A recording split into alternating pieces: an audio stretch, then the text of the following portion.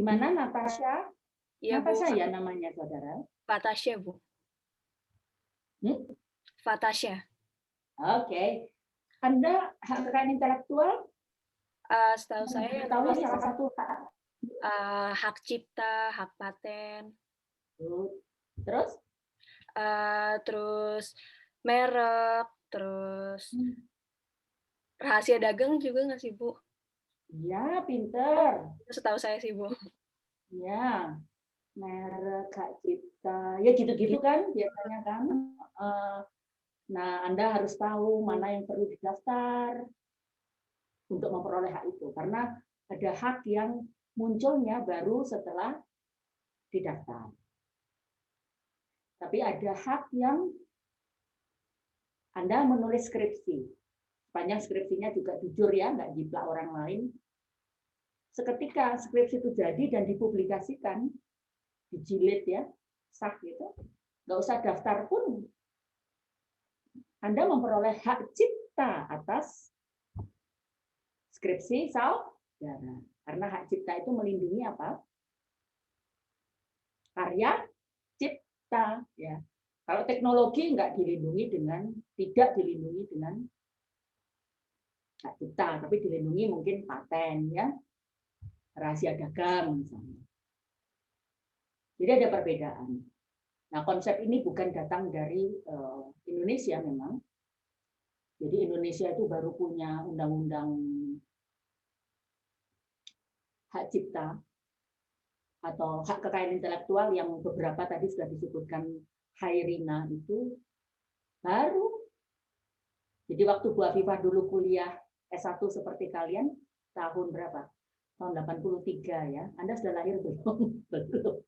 Tahun 83 ya. Itu nggak ada mata kuliah hak kekayaan intelektual. Tapi gara-gara Indonesia menjadi anggota World Trade Organization. World Trade Organization, apa? Organisasi Perdagangan Internasional. Indonesia harus meratifikasi konvensi internasional yang bernama TRIPS, nanti saya bukakan. Kalau enggak, kita di-kick out, Indonesia di-kick out dari Organisasi Perdagangan Internasional itu kalau tidak meratifikasi TRIPS. Konvensi meratifikasi TRIPS, TRIPS itu kepanjangannya Trade Related Aspect of Intellectual Property Rights. Bahasa Inggrisnya HAPI itu kan Intellectual Property Rights. Jadi HAPI yang berhubungan dengan perdagangan. Kenapa kok HAPI dihubungkan dengan perdagangan? Masuk ke Organisasi Perdagangan Internasional. Karena HAPI itu bisa diperdagangkan, benar nggak?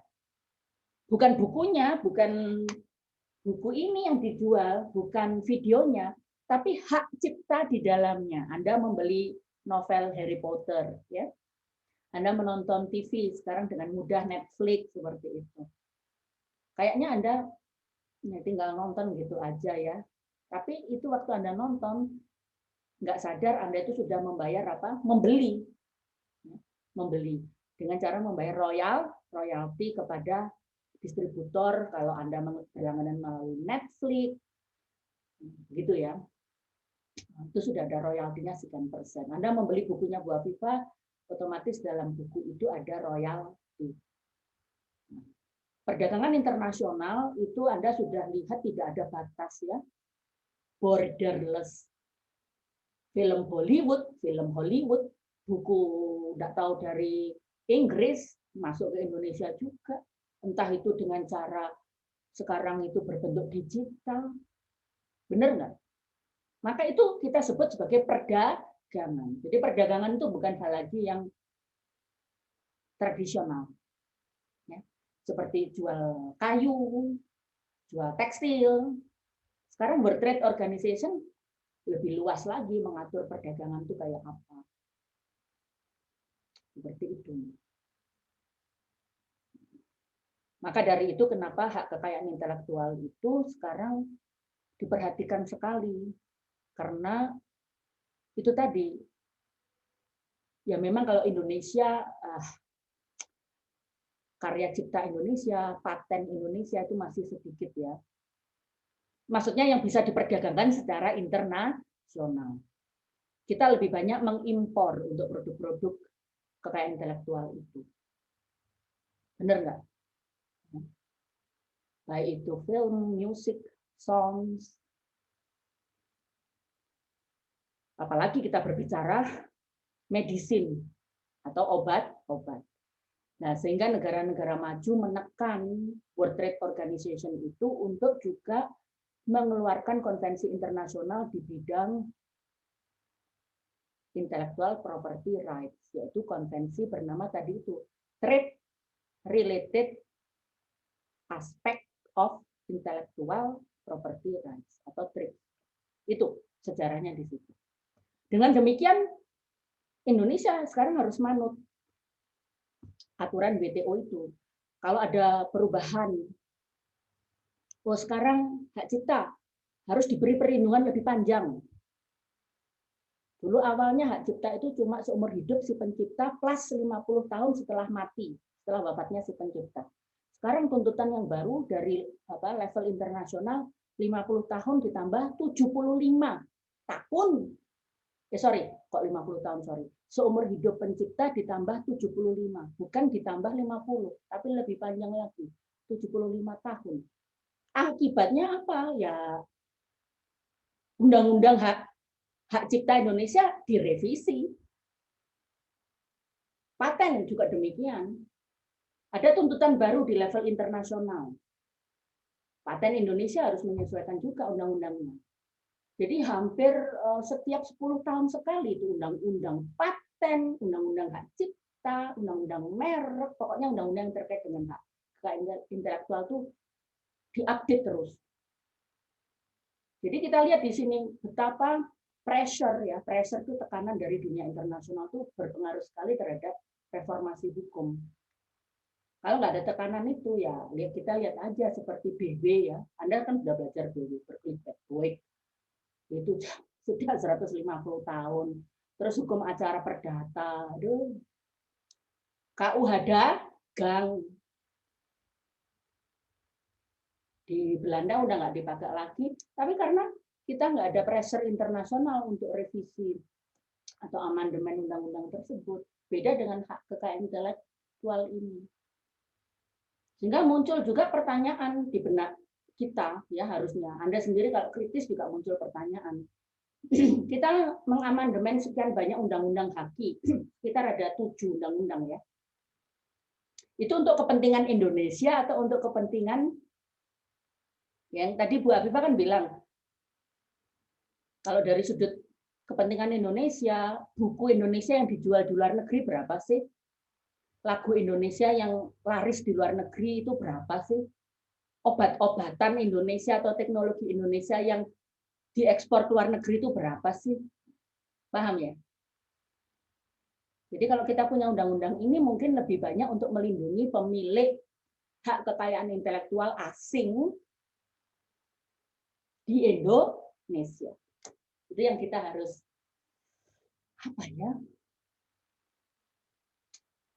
kritis lah. Anyway, ya. Kenapa Bu Afifah sepertinya ngomong ke sana kemari karena bukan Bu Afifah sok pinter atau gimana ya. Ya sudah puluhan tahun mengajar HAKI, kalau cuma ngajarkan pasal 1 definisi hak cipta itu apa, hak paten itu apa, ya bosen lah Bu Afifah ngomong kayak gitu terus ya. Dan itu yang pertama. Yang kedua, Anda juga bisa baca sendiri di undang-undangnya kan. Nah, Anda sendiri sudah dewasa, tidak hanya menghafal. Harapan Bu Afifah seperti itu, mahasiswa Indonesia harus tidak hanya kemampuan menghafal, tapi harus lebih di atasnya. Apa itu? Berpikir kritis, analitik.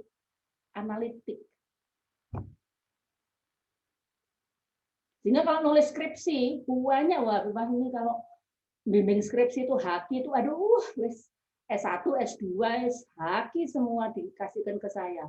Muter aja. Topiknya apa makna? Kalau apa makna itu kan bukan masalah, saudara. Makna itu ya bisa aja dicari di kamus, carian sendiri, nggak usah itu diteliti.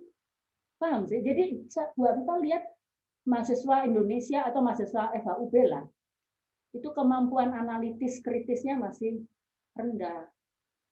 Gitu. Jadi makanya kalau Bu Afifah ngajar, saya sudah nggak buka undang-undang atau apa, bacaan sendiri undang-undang di internet mah banyak.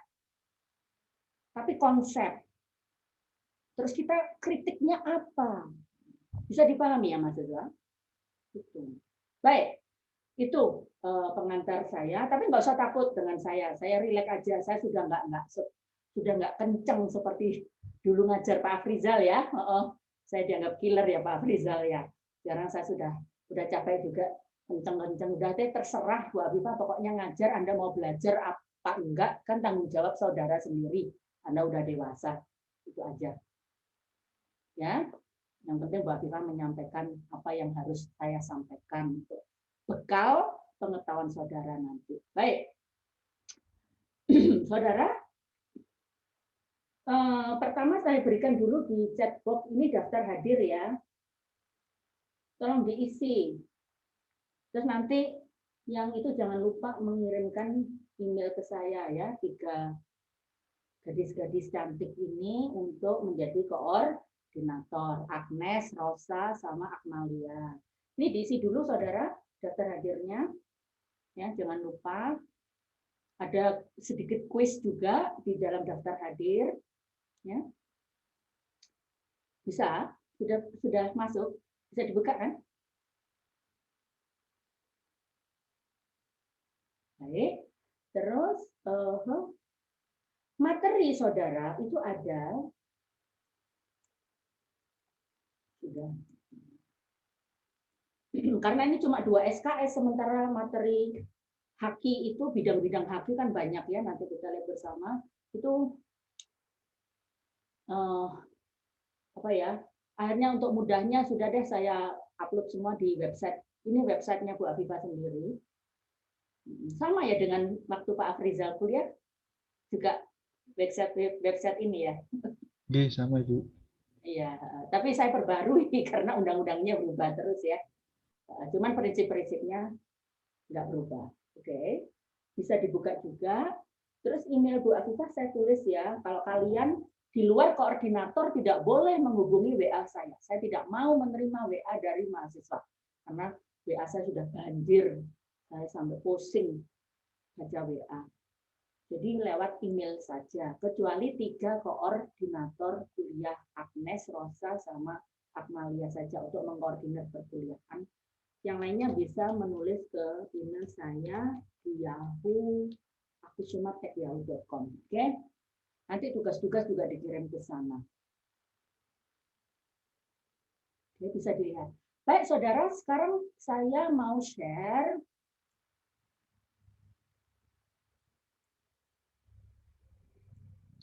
ini. Pertama, materi saya share dulu ya, saudara. Halo? Putus ya? Aduh, kok putus?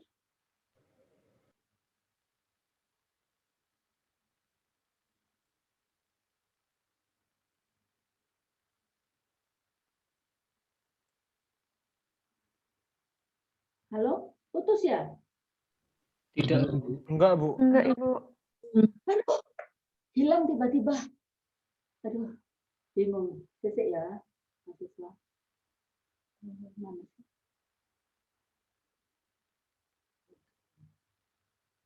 Mana website saya? Media. Oke. Media, bentar ya.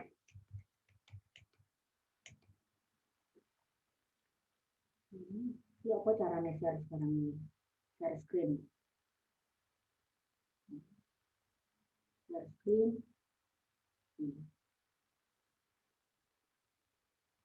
Maaf ya, saya pakai beberapa monitor soalnya. Share screen.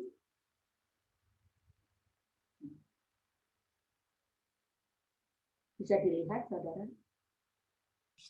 Bisa, Ibu, terlihat. Bisa, Bu.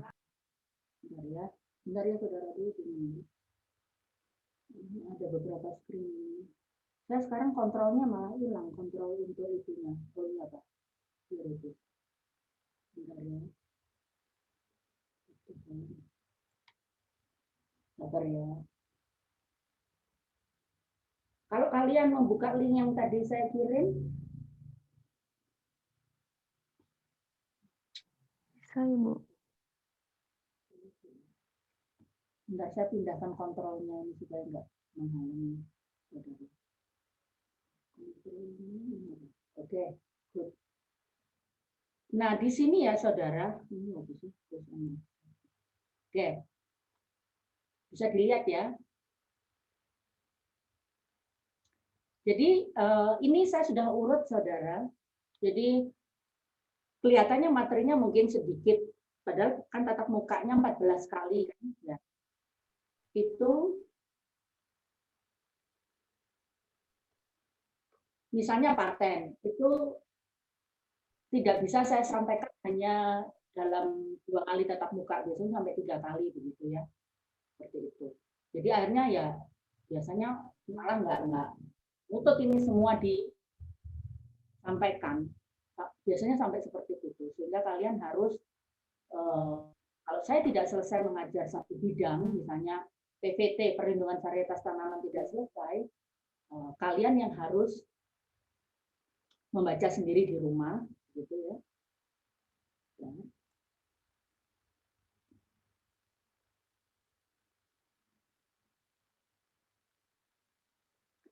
Selanjutnya, ya, ini juga perlu Anda akses, saudara. Penting, bagus ini. Yaitu websitenya, bisa dilihat ya, masih? Bisa, Bu. Ya, websitenya saya tulis di mana? Di chatbox.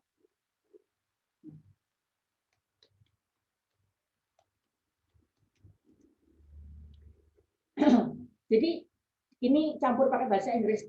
Itu kepanjangannya Directorate General ya. Pakai huruf G.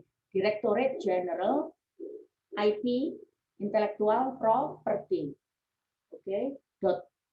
.go. Keliru. Kok com? Itu dengan .go, saudara. Ini yang betul. .go.id ya, Anda bisa buka. Nah, terus kalau sudah dibuka, ini saya besarkan ya. Anda klik di unduhan, saudara. Unduhan itu berarti apa ya, yang bisa di-download begitu. Anda klik ini modul KI. Jadi sekarang istilahnya yang dipakai itu adalah kekayaan intelektual. Seperti itu. Jadi propertinya atau bendanya itu disebut sebagai kekayaan intelektual. Haknya yaitu cipta, paten, merek, desain industri, rahasia dagang dan seterusnya itu namanya hak kekayaan intelektual. Tetapi sekarang istilah yang dipergunakan adalah KI, ya, kekayaan intelektual untuk menyebutkan 6 bidang tadi. Nah, Anda klik di modul ya, modul KI. Ya. Setelah Anda membuka website dgip.go.id, Anda klik modul ini. Keluarlah ini. Nah, menarik sekali, saudara. Jadi misalnya Anda klik merek. You want to know merek. Apa? Mark ya, trademark. Ini banyak modul-modulnya ini. Bisa dilihat modul ini edisi terakhir 2020. Ini edisi 2019, saudara. Bagus ya. Nah, jadi nggak ada alasan. Wah, Bu, saya nggak bisa beli buku. Nggak usah beli buku. Ini semua gratis, Anda download.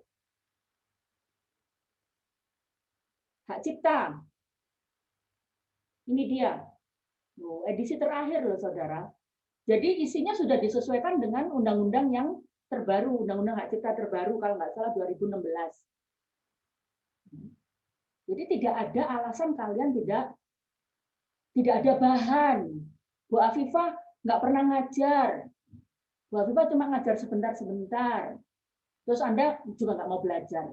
Ya repot. Soalnya saya ini satu badan kadang ditugaskan di 3 tempat sampai punya beberapa akun untuk Zoom saya itu. Karena berbarengan semua. Paten juga ada, saudara. Ya, di unduhan dgip.go.id. Loh, komplit. Oke. Siap? Plus materinya Bu Afifah tadi. Nah, ini ya. PowerPoint. Tapi PowerPoint itu ya poin-poin tok. Kalau Anda mau belajar lebih sungguh-sungguh ya harus download ini, Saudara. Sekarang undang-undang. Undang-undangnya di mana? Bentar ya.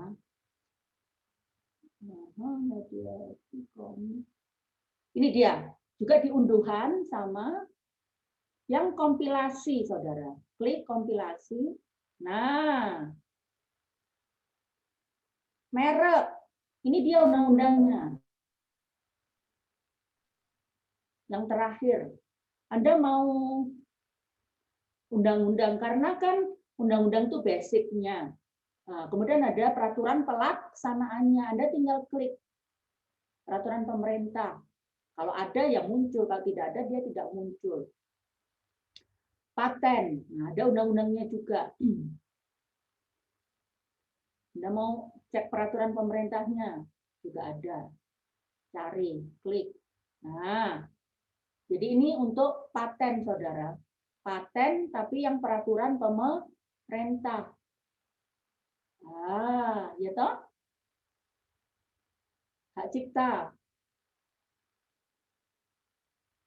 Ya.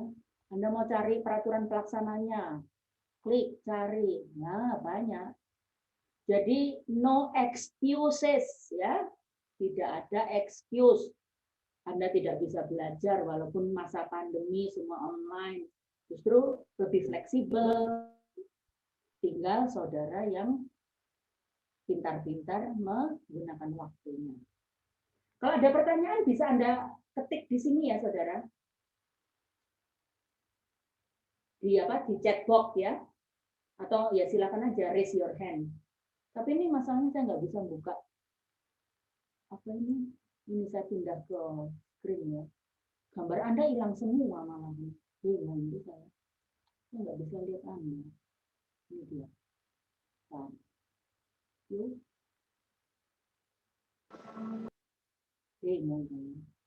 Kalau saya pindahkan ke yang gede, monitor saya yang gede bisa, tapi kalau saya pindah ini ke laptop nggak keluar. Bentar deh.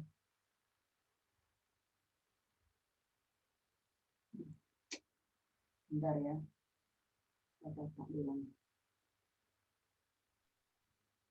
Sudah diisi daftar hadirnya?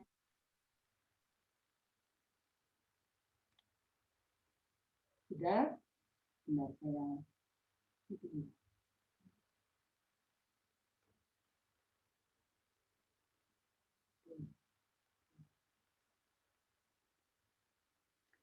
Nah, sekarang saya mulai dengan materi yang pertama, yaitu pengantar. Ini, oke? Kalian bisa lihat? Bisa ya? Halo?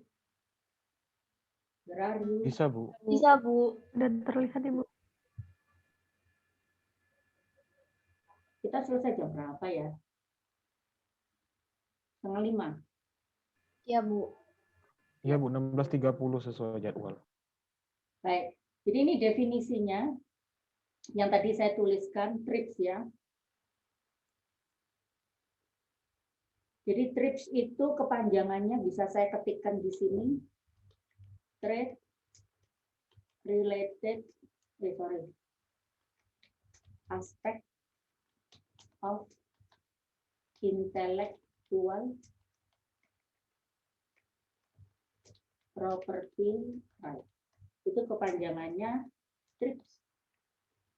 Ini adalah konvensi internasional yang sudah diratifikasi oleh pemerintah Republik Indonesia tahun 1997. Dari situlah awal mula seluruh perkembangan undang-undang cipta, paten, merek, semuanya berdasar harus sesuai dengan ketentuan dasar di TRIPS. Jadi dengan TRIPS ini membuat, katakan ya, undang-undang hak cipta di Amerika yang sudah canggih, undang-undang paten di Amerika, Australia, Jepang, itu sama semua dengan undang-undang paten yang ada di negara misalnya Afrika yang nggak maju. Sama. Harus sama. Karena undang-undang HAKI di semua negara anggota World Trade Organization harus disamakan dengan apa yang diatur di TRIPS Agreement. Itu konsekuensinya. Walaupun negara itu nggak punya ciptaan atau nggak punya teknologi yang layak dipatenkan, ya harus punya undang-undang yang sesuai dengan TRIPS Agreement. Gitu ceritanya. Jadi kalau Anda baca ini, atau Anda download juga di file yang ada di link yang saya berikan, di link apa itu website kuliah saya, ya. Jadi tidak ada definisinya apa sih kekayaan intelektual itu. Hanya TRIPS ini membuat jenis-jenis. Nah, sekarang namanya aja kekayaan intelektual. Anda bisa baca sendiri ya ini ya. Nggak usah saya bacakan satu-satu. Jadi gini saudara, namanya aja intellectual property atau hak intelektual. Jadi intinya apa? Semua ini baik cipta, merek, desain industri, paten dan seterusnya itu syarat untuk bisa dilindungi, harus merupakan produk hasil karya otak manusia. Jelas mahasiswa? Itu. Jadi nggak bisa Anda mau klaim, Anda jalan-jalan ke hutan, ya. Jadi jalan-jalan ke hutan karena Anda atau orang tua Anda biologis itu ahli biologi.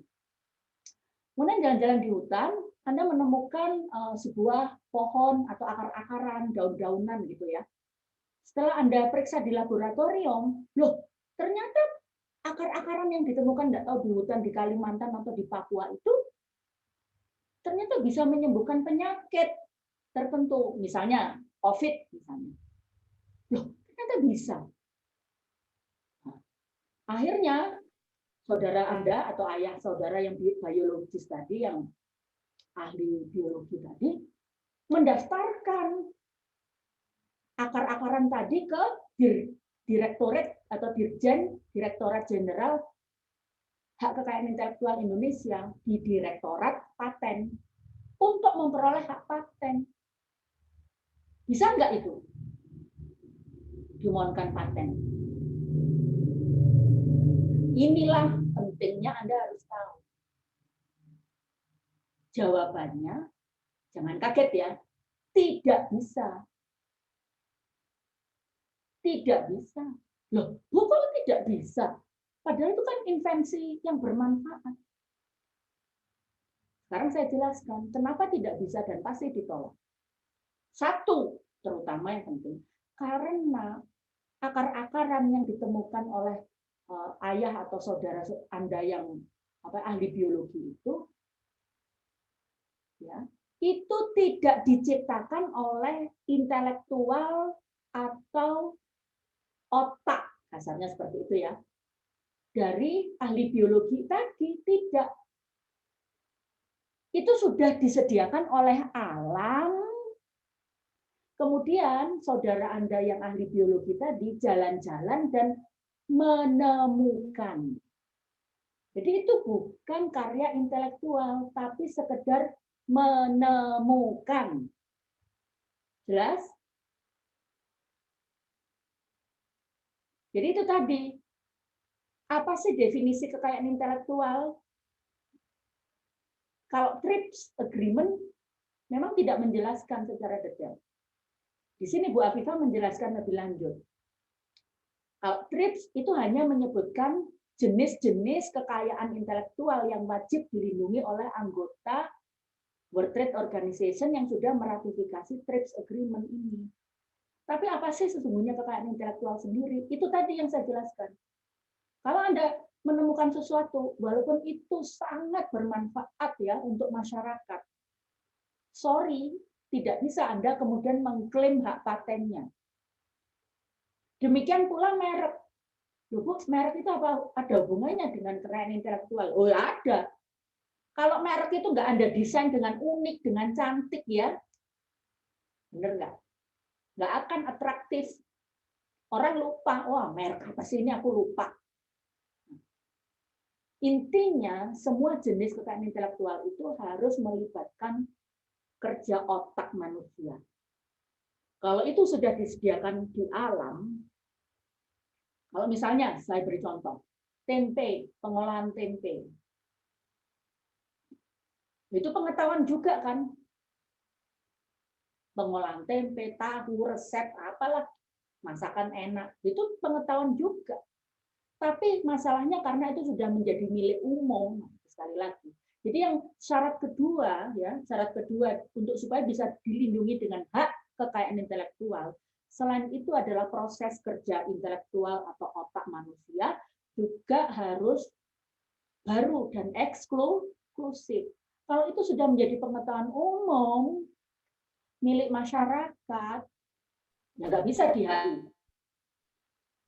Sudah pengetahuan umum kok mau diambil sendiri.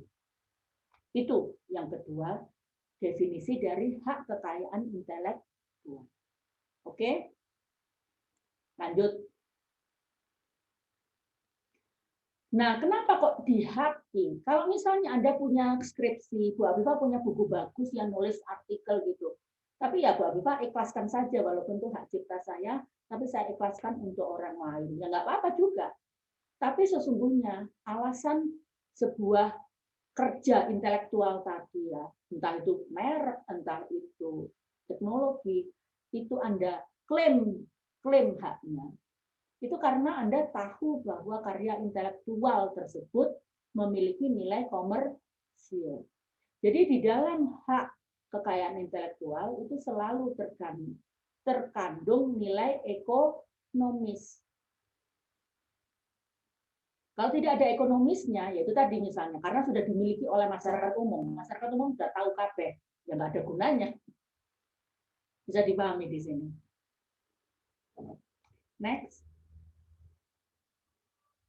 Dengan adanya hak ekonomi itu, muncullah hak eksklusif.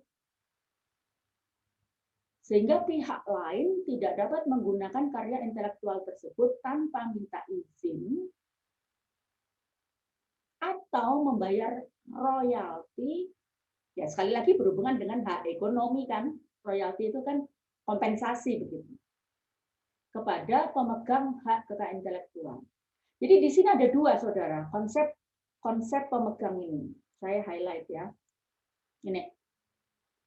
Jadi ada pemegang, kalau kita bicara misalnya hak cipta. Anda bisa lihat ya. Itu ada dua saudara. Satu, pencipta. Dua, pemegang hak cipta. Jadi dalam sebuah hak, sebuah kekayaan intelektual, itu jangan salah. Jadi saya beri contoh seperti ini. Ada pencipta musik dari kampung ya, dari dusun terpencil. Ternyata dia bisa menciptakan lagu dangdut. Ya, sebuah lagu dangdut yang ternyata waduh menarik sekali, enak didengar, langsung laku gitu ya di pertunjukan-pertunjukan di desa tadi. Nah, kemudian dia butuh uang kan si pencipta lagu dangdut ini. Jadi dia penciptanya menurut konsep hak cipta tadi. Kemudian dia pergi ke Jakarta karena dia butuh uang. Dia datang ke perusahaan rekaman, recording studio. Kemudian dia bilang gini, aku jual ini. Aku jual laguku ini karena aku butuh uang. Seketika itu, ya dengan sudah barang tentu ada kontraknya. Seketika itu, lagu tadi, hak ciptanya bukan lagi dipegang oleh si pencipta asli, orang desa tadi, bukan. Lagu tadi, hak ciptanya dipegang oleh siapa? Perusahaan rekaman. Jadi perusahaan rekaman itulah yang akan memperoleh royalti, saudara. Dan perusahaan rekaman ini diambil atau disebut sebagai apa? Pemegang hak cipta. Bisa dipahami ya? Pemegang hak cipta. Jadi di sini ada dua. Bisa saja dia pencipta, tapi tidak lagi sebagai pemegangnya. Jadi hak ekonomi dari ciptaan itu, entah itu lagu, entah itu tarian, ya, itu siapa yang memperoleh hak ekonominya? Adalah pemegang hak cipta. Jadi Anda harus bisa membedakan ini ya. Kalau suatu ketika Anda membaca artikel, membaca atau menulis skripsi tentang ini, Anda harus tahu bedanya. Pencipta atau pemegang. Karena itu beda konsep. Jadi pencipta itu bisa sekaligus sebagai pemegang hak cipta. Sehingga memperoleh royalti seperti itu. Tapi bisa saja pencipta itu bukan lagi pemegang. Karena dia sudah mentransfer. Karena Anda harus ingat bahwa hak kekayaan intelektual itu sama dengan hak kebendaan. Ya. Tapi apa? Hak kebendaan atas benda yang tidak berwujud, saudara.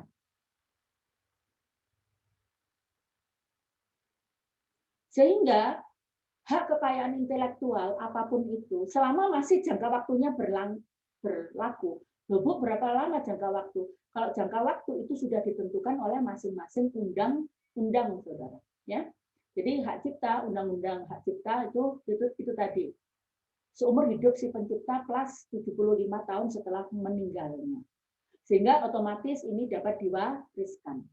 Hak paten itu hanya 20 tahun, saudara. Setelah 20 tahun, apa yang terjadi? Adalah menjadi milik publik. Tapi selama 20 tahun tadi, paten tadi dapat diperjualbelikan. Ya, seperti kayak benda. Tapi benda tidak berwujud. Itu konsep yang harus Anda pahami. Kenapa perlu adanya kekayaan intelektual? Silakan kalau ada motornya, silakan ditulis di mana? Di ini juga bisa ya. Di chat box atau nanti. Justifikasinya adalah ya hak alamiah kan. Orang yang kerja ya itu yang dapat reward, masa saya capek-capek. Ya, orang menulis, orang menciptakan teknologi itu kan ada perlu dana, uang, perlu waktu, tenaga, pikiran. Ya dia dapat penghasilan dong. Kalau tidak, orang lain kan tinggal enak aja, free, nggak ada di dunia ini gratisan.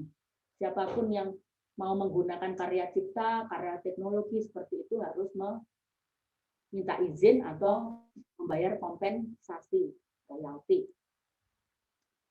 Terus perlindungan atas reputasi bisnis. Jadi kalau Anda berbicara tentang merek, itu terkait dengan reputasi. Prada misalnya ya, Prada, Givenchy dan merek-merek terkenal lain. Anda selalu beli produk sepatu merek Nike karena di situ ada kepercayaan ya, bahwa kualitas itu tertentu. Anda selalu pakai HP Apple misalnya. Sehingga Anda tahu kalau Anda beli HP dengan merek Apple itu sudah dijamin. Misalnya seperti itu. Sehingga kalau ada pebisnis lain menggunakan merek yang palsu tadi, itu tadi gugatannya ya lihat aja di undang-undang, bisa gugatan yang sudah diatur di undang-undang merek, bisa juga gugatan PMH ya, perbuatan melawan hukum, bahkan kalau di undang-undang HAKI ini juga ada undang-undang pidananya. Sehingga HAKI itu sesungguhnya mengandung dua komponen. Ada hukum perdatanya ya. Kalau Anda menggugatnya berdasar apa tadi, ganti rugi. Tapi ada hukum publiknya kalau Anda melaporkan ke polisi misalnya.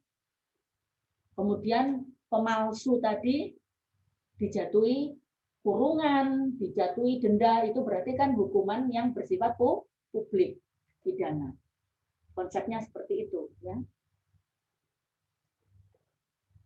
Sehingga gugatan-gugatan di bidang hak kekayaan intelektual itu, saudara, bisa dilakukan secara gugatan keperdataan, ya. Kalau Anda memang mau menggugat kerugian sekian, seperti barusan ayam geprek bensu, ya, ayam geprek bensu. Itu gugatannya bisa perdata dan ganti rugi kan. Selama ini bensu itu apa? Aktornya namanya siapa ya Allah? Tolong diingatkan aktornya siapa bensu itu? Ruben Onsu, Bu. Apa? Ruben Onsu. Ya, Ruben Ruben Onsu. Onsu. Terima kasih. Ya, coba Anda cari itu di internet sengketanya. Jadi Ruben Onsu itu disuruh membayar ganti rugi karena selama ini dianggap customer-nya yang asli, pemilik asli dari merek bensu yaitu Benny Sujono itu pindah ke Ruben Onsu. Ini berarti kita berbicara apa? Perdata. Sepertinya seingat saya bensu tidak sampai menuntut pidananya, walaupun boleh. Makanya bensu Ruben Onsunya tidak dipenjara seperti itu karena tidak sampai seperti itu. Benny Sujono-nya tidak menuntut sampai seperti itu, hanya minta ganti rugi atau kemudian Ruben Onsu harus membuat pengumuman bahwa merek yang asli itu sesungguhnya miliknya Benny Sujono. Bisa dipahami ya di sini ya. Jadi undang-undang hak kekayaan intelektual itu campuran antara hukum publik dan hukum perdata. Selanjutnya, tujuan yang lain adalah insentif untuk mendorong inovasi. Jadi kalau Anda sudah capek-capek membuat teknologi yang bermanfaat, ya, terus dibajak begitu aja oleh orang lain, ya males, ngapain capek-capek, mau nggak dapat reward. Kurang lebih seperti itu. Jadi ini pengantar, terus selanjutnya, ada pertanyaan, saudara? Sebelum saya lanjut. Ini masih 15 menit lagi ya. Bu, saya mau bertanya, Bu. Silakan, saudara. Siapa namanya? Rama ya? Iya, Bu. Monggo. Baik, Bu. Terima kasih. Tadi Ibu menjelaskan bahwa ada klasifikasi antara pencipta dan pemegang hak cipta. Nah, sepengetahuan saya dalam hak cipta itu terkandung dua hak. Tadi ada hak moral dan hak ekonomi. Nah, ketika terjadinya peralihan hak cipta tersebut, misalnya dijual atau dilisensikan, nah ini apakah kedua hak tersebut, hak moral dan hak ekonominya secara langsung hilang dari pencipta atau hanya hak ekonomi saja seperti itu, Bu? Sekian, terima kasih. Ya, pertanyaan yang bagus ya. Jadi Anda sudah lebih advance. Saya belum masuk ke mana hak moral seperti itu. Jadi saya bahkan belum masuk ke hak cipta itu sendiri. Anda sudah memahami bahwa hak cipta itu ada dua, ya. Ada dua hak di dalamnya. Yang memang dikejar orang biasanya adalah hak ekonomi.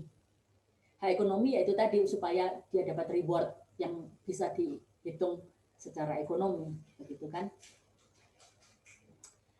Sekarang kan pertanyaannya kalau ya saya ambil contoh lagu gitu aja deh, ya.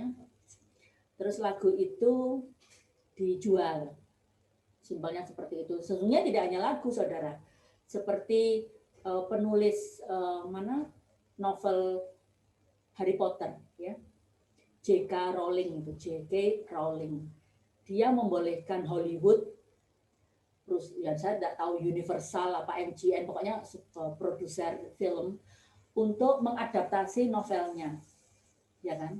Di sini kan juga muncul pertanyaan, itu kan berarti juga mengambil naskahnya semua jalan ceritanya dari novel, bisa dipahami di sini. Jika Rowling di sini memang tidak menjual, tapi mengizinkan. Nah, sekarang kan muncul pertanyaan tentang dua hak tadi. Jadi contoh yang pertama lagu, ya. Jadi si orang dusun tadi sudah menjual lepas sudah. Jadi nanti royalti hak ekonomi itu masuk ke kantongnya siapa? Si pemegang hak cipta. Siapa pemegang hak cipta? Yaitu perusahaan rekaman. Jelas ya? Rama. Sekarang hak moral itu apa maksudnya? Nah, hak moral itu maksudnya begini. Hak moral itu ada dua, hak integritas ya, dan hak untuk diakui. Ada dua. Kalau hak ekonomi ya pokoknya terkait duit lah ya, royalti seperti sekian persen nanti itu nanti. Nah, kalau moral itu ada dua. Hak integritas dan integritasnya siapa? Yaitu si pencipta asli dan hak untuk diakui. Jadi gini, jadi hak integritas itu maksudnya walaupun lagu dangdutnya itu sudah dilepas, itu hak moral tidak lepas. Yang lepas hanya hak ekonomi. Integritas si pencipta, dia menciptakan lagu itu kan dengan sungguh-sungguh. Ada nilai-nilai tertentu, misalnya nilai kasih sayang ya dalam lagu itu. Ternyata oleh pemegang hak cipta yang baru itu diparodikan, saudara. Padahal orang-orang tahu bahwa lagu ini walaupun hak ekonominya sudah dipegang perusahaan rekaman, tapi kan ciptaannya oleh misalnya Pak Abdul gitu ya, orang dusun tadi namanya Pak Abdul begitu. Pak Abdul itu orang saleh. Lah kok lagunya diparodikan jadi agak porno-porno sedikit. Bisa dipahami di sini. Hak moral itu tidak pernah lepas walaupun sudah dialih-alihkan, dijual-jual-jual. Tetap ada di si pencipta awal. Sehingga Pak Abdul berhak menggugat pemegang hak cipta yang baru untuk tidak memparodikan, memelesetkan lagu itu menjadi dengan konotasi negatif. Karena itu terkait dengan integritas diri Pak Abdul. Itu hak moral yang pertama. Terus hak moral yang kedua adalah tidak boleh lagi seperti biasanya kita lihat di TV, gitu kan. Yang ditulis sebagai di TV itu yang ditulis malah nama penyanyinya. Jadi walaupun lagu ini sudah pindah-pindah pemegang hak ciptanya dan terkenalnya dinyanyikan oleh Bunga Citra Lestari misalnya ya, atau siapa itu penyanyi dangdut lain, saya lupa namanya, tetap wajib nama Pak Abdul itu selalu dicantumkan, harus selalu disebutkan sebagai pencipta asli lagu dangdut tadi. Jadi yang ditulis enggak boleh namanya Ayu Ting Ting.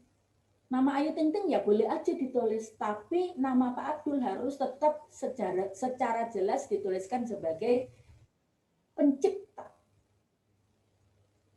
Jadi hak moral itu ada dua, hak integritas yaitu menjaga nama baik pencipta asli dan hak untuk tetap diakui sebagai penciptanya walaupun lagu itu sudah dipindah-pindah. Nah, kalau misalnya tadi kasusnya J.K. Rowling ya, J.K. Rowling itu sama juga.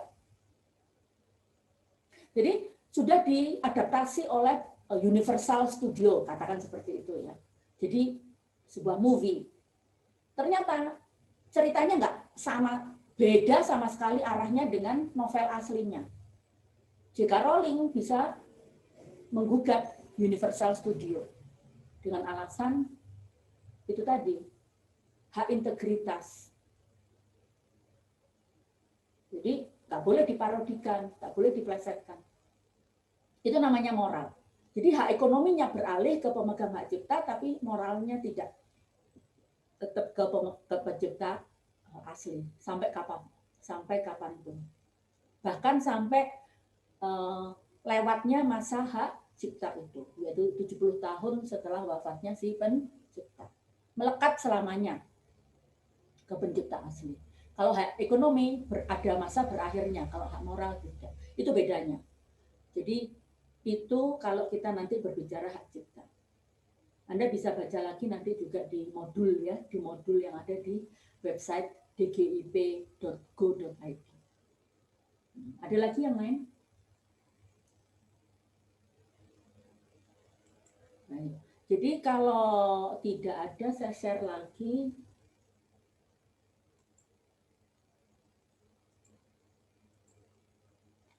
Anda bisa baca yang sejarah hukum hakim. Oke. Ini dalam bentuk PDF, saudara. Bisa dilihat ya. Nah, ini. Jadi di sini banyak satu halaman ada 4 slide. Totalnya ada 6 halaman. Berarti 6 halaman kalikan 4 slide, 24 slide. Itu semua bisa Anda baca dulu, sehingga kuliah minggu depan saya nggak terengah-engah ya, ngomong tok. Andanya nggak mau tanya kan berarti Bu Afifah yang harus ngomong, kan capek. Nah ini dia. Oke. Ini Bu Afifah besarkan. Jadi di sini ada sebelum penjajahan Belanda. Kenapa kita harus pahami ini? Karena konsep hak kekayaan intelektual itu adalah konsep sangat kapitalis, saudara. Bukan berarti Bu Afifah nggak setuju kapitalis. Kapitalisme itu juga baik. Kalau semuanya komunis, komunis tidak ada hubungannya dengan agama ya. Kalau saya ngomong komunis, jangan dianggap Bu Afifah itu PKI atau gimana. Nggak. Komunis itu kan sistem ekonomi ya, sistem sosial. Maksudnya semua dimiliki bersama, dikelola bersama, komunal. Adat itu komunal. Komunis ya, komunal. Sistem ekonomi. Nah, itu juga nggak berkembang. Kalau saat kita capek-capek, satu orang capek-capek bekerja sungguh-sungguh menciptakan hak, apa itu karya yang bagus, semuanya ikut atas nama itu kepentingan komunal ya, males. Sehingga maka dari itu kalau kita lihat memang ciptaan-ciptaan, teknologi-teknologi paling cepat berkembang itu ya di negara-negara yang sangat kapitalis. Ada negatif, ada positifnya. Negatif itu di dalam hal misalnya kalau ada perusahaan seperti Pfizer ya, Pfizer, Moderna seperti itu menciptakan sekarang vaksin yang sangat dibutuhkan. Akhirnya ya mereka bilang aku jual ke negara yang kaya. Makanya sampai detik ini Pfizer sama Moderna mana masuk ke Indonesia? Nggak masuk. Karena ya mereka mengejar ekonomi dulu dong. Nah itu. Nah, jadi ada alasan etika, tapi ada alasan juga mengejar memang karena perlindungan hak kekayaan intelektual itu terkait dengan hak ekonomi itu tadi. Nah, adat, hukum adat Indonesia, jangan dilupakan saudara ya, bahwa kita punya hukum asli loh. Ini yang fakultas-fakultas hukum sering dewasa ini sudah melupakan bahwa Indonesia itu hukum aslinya sesungguhnya dasarnya pada hukum adat, bukan BW. Tapi entah kenapa sekarang adatnya terlewat, BW-nya yang maju. Padahal BW itu konsepnya sangat barat sekali. Jadi ini saya tuliskan di sini haki ya di zaman sebelum penjajahan Belanda dan haki setelah Indonesia merdeka, ya kan? Kemudian saya juga menyebutkan setelah merdeka pun juga dibagi dua. Merdeka tapi masih nggak memperhatikan perkembangan haki. Dan merdeka setelah Indonesia menjadi anggota WTO. Ya. Nah itu 1994 ke atas. Nah, jadi walaupun kita sudah merdeka dan kemudian kita mengadopsi hukum Belanda karena adanya pasal 2 aturan peralihan UUD 45, tetap perkembangan haki juga tidak baik, belum baik karena undang-undang haki peninggalan Belanda tidak dikembangkan juga. Semua berubah itu setelah Indonesia menjadi anggota WTO. Ya, ini dia. WTO. Jadi silakan Anda baca. Dan ini yang kemudian menyebabkan akhirnya kita masuk kepada sistem haki yang sekarang ini. Sistem haki Indonesia nggak beda jauh dengan negara-negara yang maju. Sama persis. Jadi dasarnya ini. Jadi silakan Anda pelajari histori atau slide tentang sejarah ini. Oke. Terus baru kita masuk ke paten, cipta dan satu-satu. Ya. Jadi ini sudah 4:30. Bagaimana? Ada pertanyaan? Ini ada dari Rosa ya, teman-teman. Silakan kalian join ke grup WA. Sudah diisi saudara daftar hadir? Baik. Baik saudara, kalau tidak ada pertanyaan bisa kita akhiri. Pak Afrizal gimana? Berarti magang dulu ya Pak Afrizal?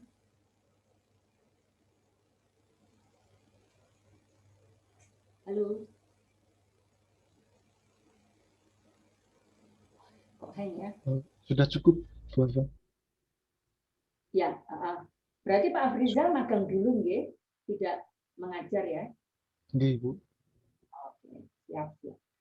Baik mahasiswa, kalau tidak ada pertanyaan, bisa kita akhiri. Jangan lupa mengisi daftar hadir seperti itu, dan jangan lupa besok minggu depan kuliah Anda sudah membaca dulu ya materinya. Selamat sore, terima kasih. Ini obrolan. Terima kasih, Bu. Terima kasih, Bu. Terima kasih, Bu. Terima kasih, Bu. Terima kasih, Bu. Terima kasih, Bu.